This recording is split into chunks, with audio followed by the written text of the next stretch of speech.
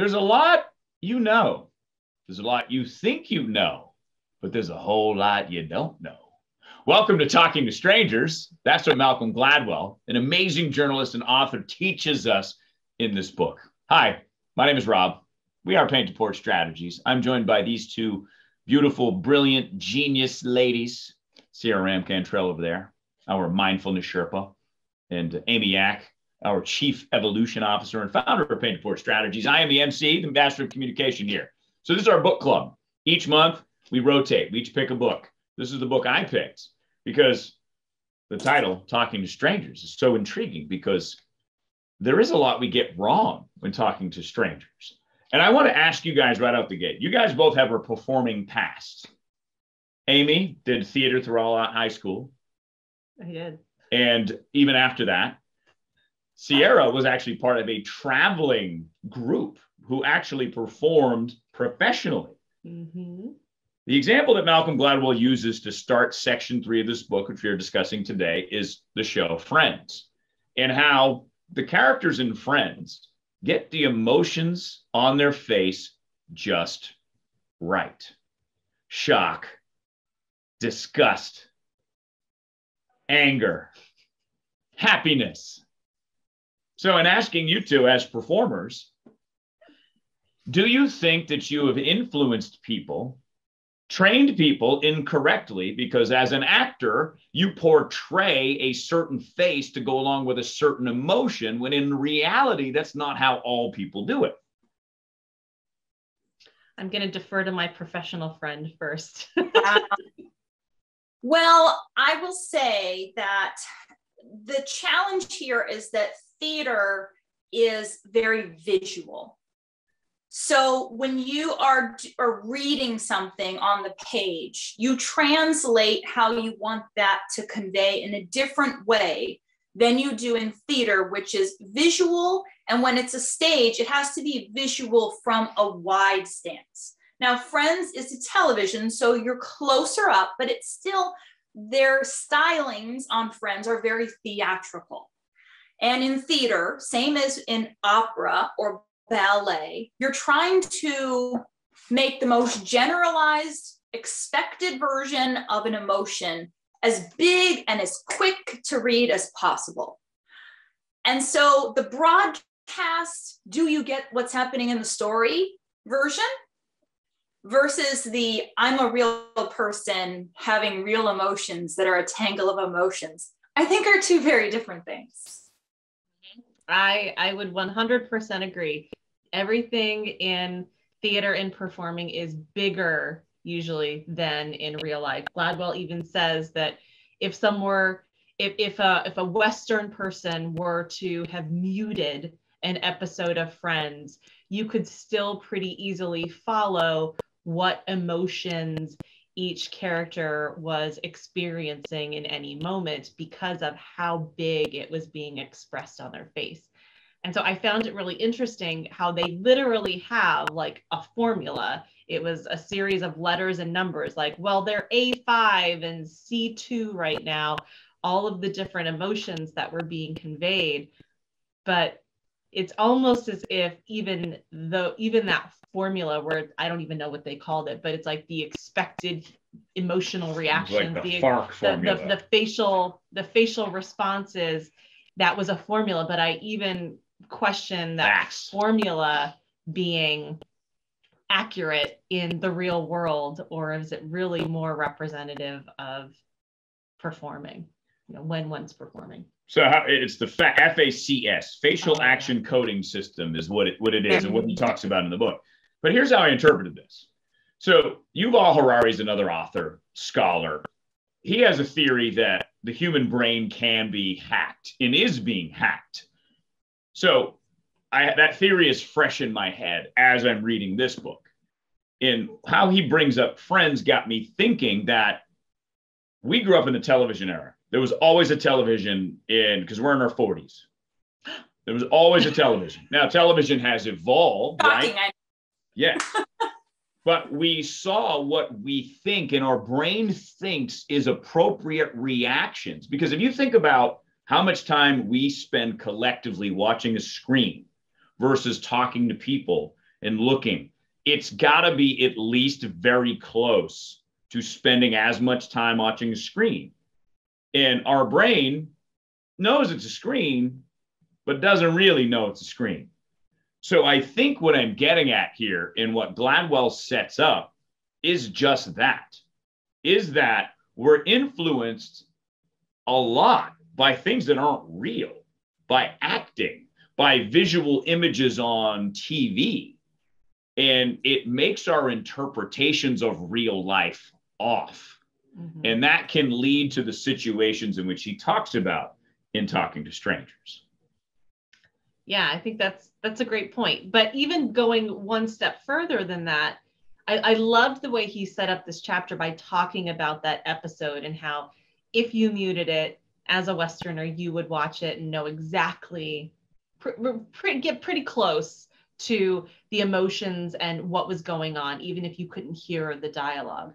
But if you take that and you showed that same episode to someone from another culture, they would interpret it very differently. They would not be able to necessarily connect the same dots for those emotional responses, which is the beauty of what this chapter is all about how what we consider transparency, your face is matching what you're saying, or your facial reactions are matching your physical reactions, are very different person to person, culture to culture. And yet we come in with these presumptions of what is considered right and acceptable. And so through that misalignment, we can misinterpret people and what they are or aren't feeling or thinking.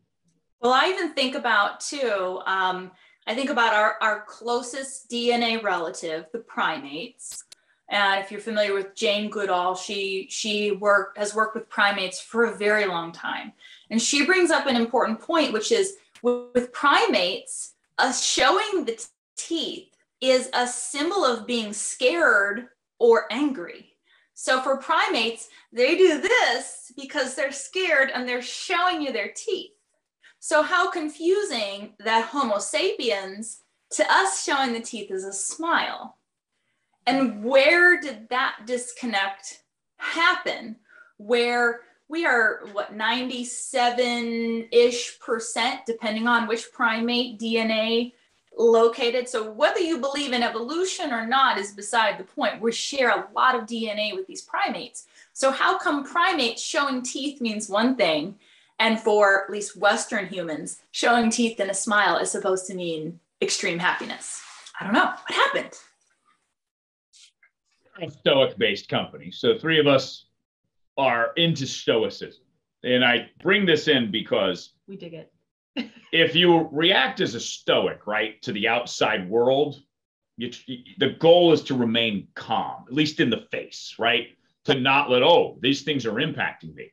So someone would interpret that as, those people are emotionless, which you pointed out before, Amy, that one of the knocks on Stoicism is that it's a bunch of unfeeling human beings, which is not it at all. Robots. It's just we're trying to know what we can control, which is ourselves, our thoughts, our emotions. We can at least manage those. And you have to be able to, as you learn more about Stoicism, as you practice every day, learn how to manage the outside world when it's combined with your own inside world. Your thoughts, your biases, your judgments, your behaviors, your whatever, biochemistry. The perfect example that Gladwell brings up here is Amanda Knox. Amanda Knox was an American girl studying abroad in Italy. Her roommate was murdered. And there was this drifter who did it.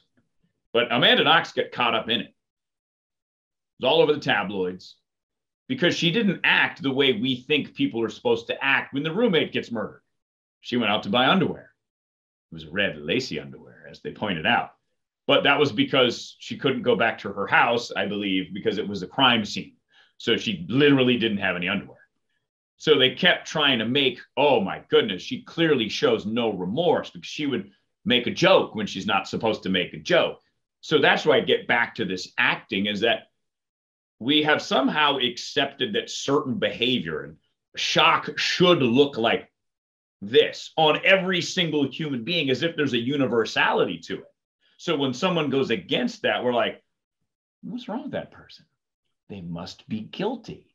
They so must be hiding something. Yeah, but I mean, that's it, right? So we go right to this conclusion, whereas the Stoic would say, I don't really know much about Amanda Knox. It is possible that she is not guilty. Maybe it's possible she's guilty. I cannot discern her guilt or her innocence based on what she said or what she did, unless she blurted out, yeah, I did it, which she clearly did not. But nonetheless, this was like an 8-year or longer legal struggle for her in a foreign country that has different rules than the country that she was born in America. And different social mores and different ways of expressing emotion or not, and how that can be interpreted. Yeah. But see, that's why I think this ultimately, Talking to Strangers, becomes a Stoic book, whether Gladwell intends it to be or not, because it is showing you all of the things that maybe you got wrong. Maybe because you read a news story that gave you the impression that Amanda Knox was guilty. We used the Jerry Sandusky story last week in part 2 of our book club, because that was another one. I was convinced he was guilty until I read this book. And I follow the news. I'm a news commentator. So the evidence, what was that, Sierra? News junkie, if you will. That is very true. Yeah. So in following that story very closely, I was like, oh my goodness. But in seeing how all this evidence laid out in one place makes me question my own assumptions. And I think that's what Stoicism has taught me a lot of. Question my own assumptions about everything, including my own judgments and my own thoughts, because oftentimes they lead us astray. And I think that the Stoicism ultimately is about acceptance. Accepting that what you can control, the dichotomy of control, which we talk a ton about, which is you. You can't control anything else. I can't control Amy. I can't control Sierra. I can't control you. But I can control how I interact with you, how I feel and think about you. And if I just accept and not go down a path of guilt, innocence, I just say, okay, let me accept what's coming my way and not overinterpret it. That's where I really love this book and where he's going. You said it, I think, last week. Malcolm Gladwell points out expertly, life is gray. It's not black and white. We get things wrong. Our brains try to simplify things to give us clear-cut answers, but those clear-cut answers aren't always right. Mm-hmm. Yeah. And, in this chapter, as we've already seen for most of this book, he is not choosing light topics and light examples to illustrate this. Last week we focused on people like Bernie Madoff and Jerry Sandusky. This section, part 3, transparency, talks about Amanda Knox. It also talks about Brock Turner and sexual assault cases on college campuses. These are not light topics. In fact, they're very heavy. And even some of the language when he's quoting some of these people in their testimony is very heavy, but he does that on purpose. He chooses some of the more, I'll say, the extreme examples to force you to challenge your own views, your own thoughts when you do encounter it at a more nuanced, casual level.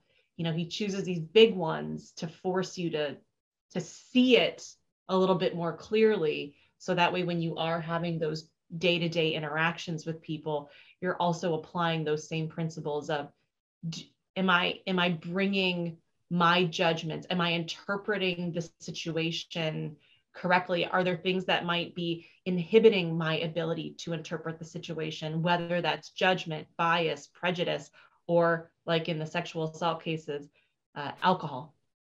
Yeah. Yeah. Which is super interesting because he breaks down how alcohol works, which I learned a few things from. As a drinker,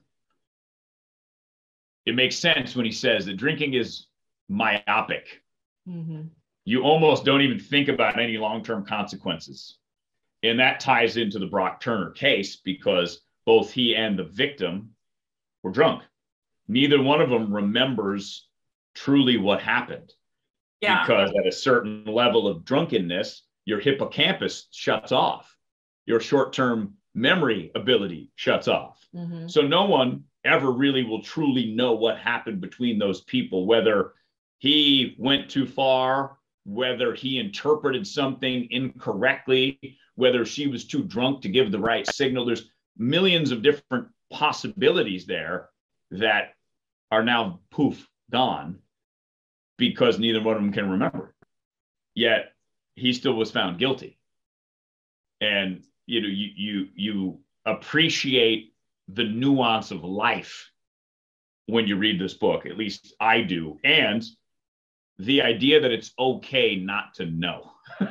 It's okay to say, I don't know. I don't know how I feel about that situation or that case. I don't know how I feel about the Jerry Sandusky case anymore. I don't know how I feel about the Brock Turner case. Mm-hmm. Again, that was a case I followed. I thought it was shut and dry. And it doesn't appear to me that it is anymore. Mm-hmm. So Sierra, from, what was, say, maybe one or two of your biggest takeaways or ahas from this section from part 3? Did you have something that really stood out to you? Well, I also found it really interesting that there was a big portion where they were talking about alcohol and like you said, the myopic and all the different. I also loved how they talked about the Cambrians. Was that where did yes, that people. Yes. Yeah. That people. Those people. Look back well, they were talking about how this couple lived for quite a long time and witnessed this several days binge drinking in this community, but there was very specific rules to the ritual of this gathering. And I found that super interesting how they compared that to the other type of alcohol consumption, which doesn't often have the same type of parameters. I also found it very interesting how they were talking about the myopic and about how it can change people. I had some very interesting experiences that illuminate just that.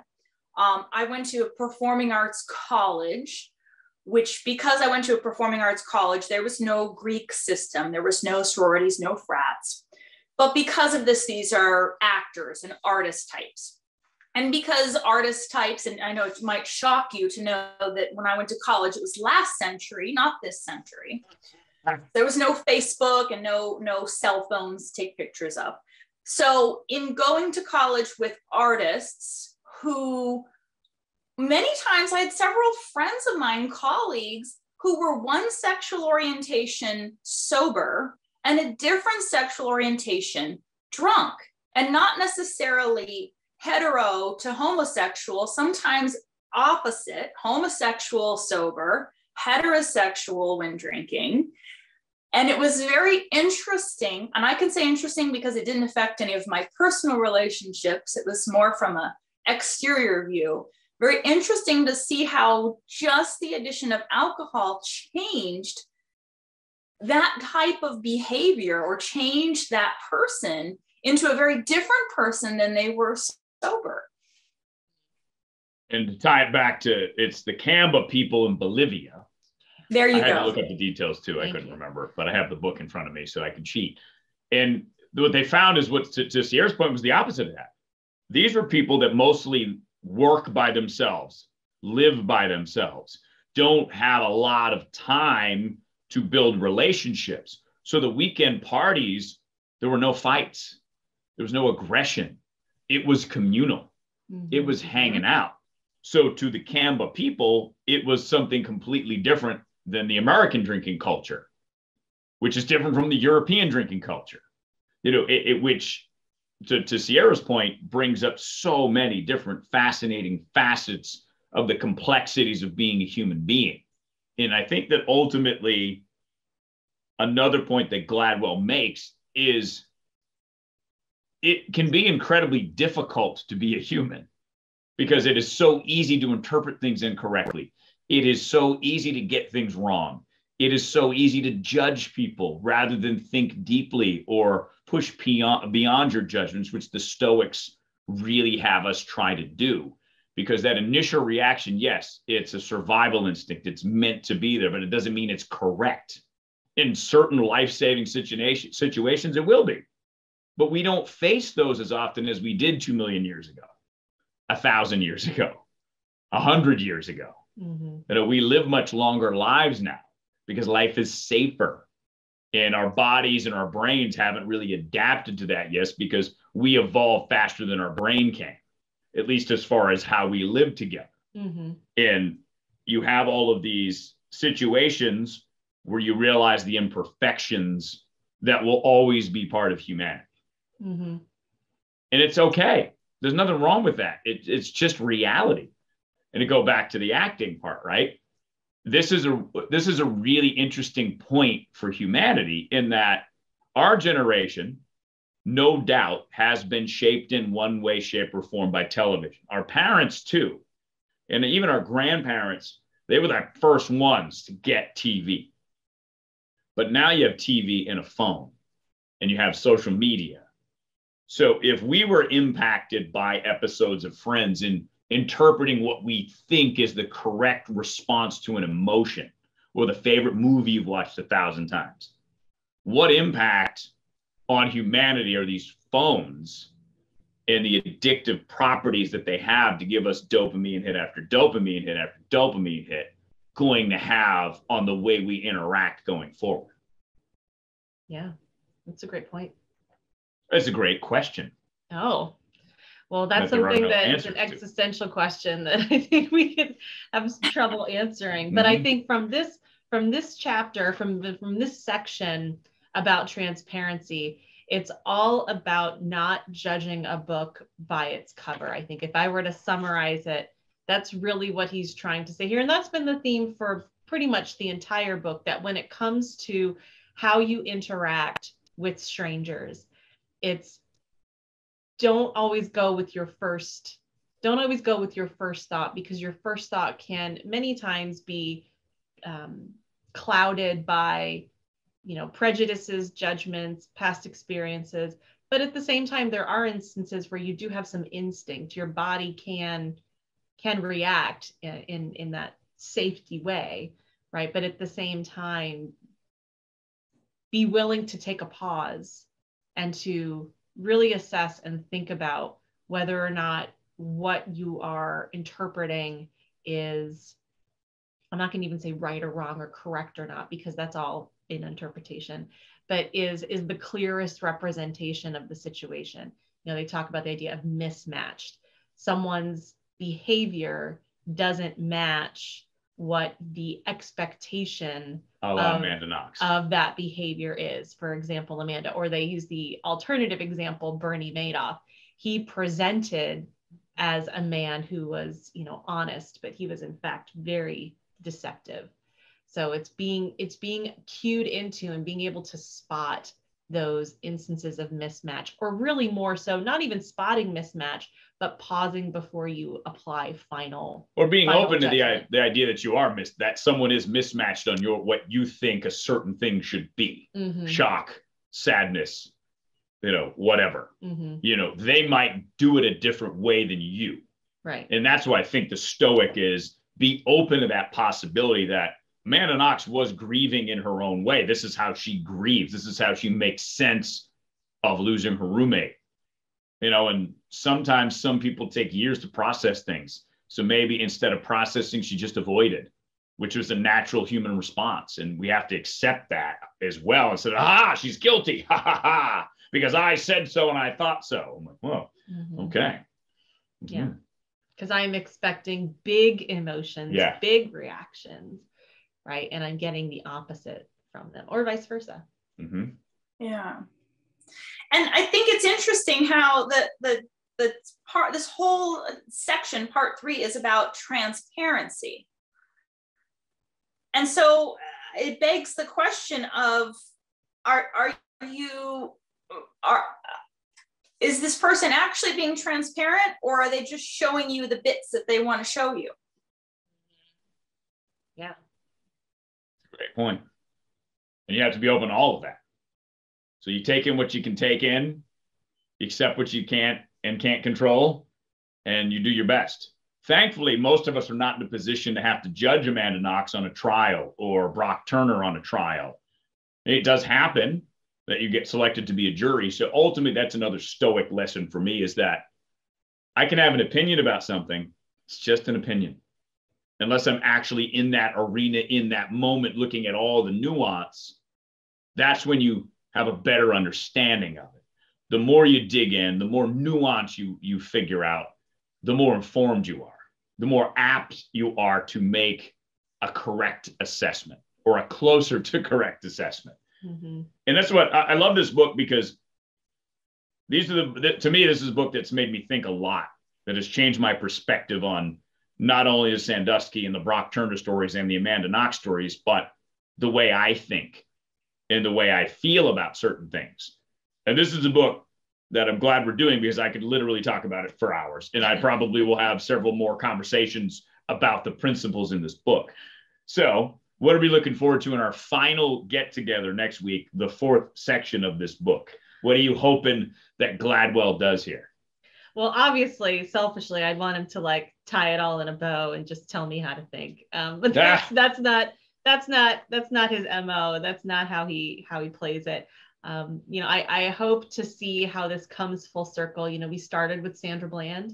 I think if I peeked at the chapter, we end with Sandra Bland, and we take that. Hopefully, by the end of this, we have a few more tools in our toolkit to help us better talk to strangers and being able to assess and judge or not judge those strangers and their behaviors. So that way we can ultimately have better connections and communication with both those whom we live with and those who we're meeting for the first time. Well said. I think it's actually very interesting that he may not tie it up with a bow. He may just give us more questions to ponder. And, maybe that's exactly what we need, because so often when we talk about highly charged subjects or politics, is that it feels like everybody's screaming their side and never, does anyone ever change their mind, change their angle?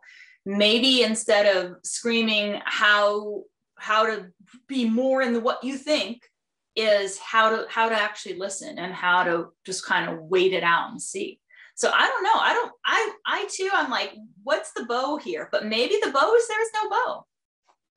Maybe that's just it. Just like life, there's not always a perfect happy ending or a perfect understanding of each other, which I think if we open up our minds, we could understand each other a little bit more and be more calm in face of differences.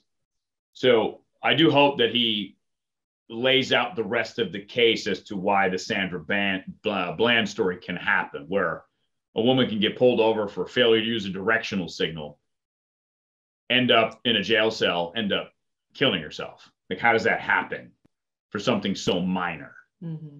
So it's very important. I'm glad we're here doing this. So what we want from you is feedback. If you're reading this book along with us, give us your takeaways. Comment here below in the comment section. We do read them. We do respond to them. But we're generally curious because, look, we know we have our 3 perspectives. We want to add your perspective to the 3. Let's make it a nice little, what is that? What would that be? Quad?